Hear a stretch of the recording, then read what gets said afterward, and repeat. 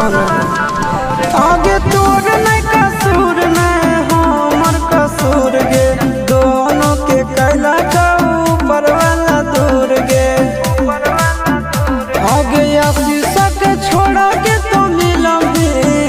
चिंटू या न जान से आगे सोना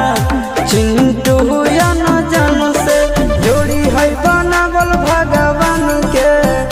दोस्त नहीं इंसान के आगे सोना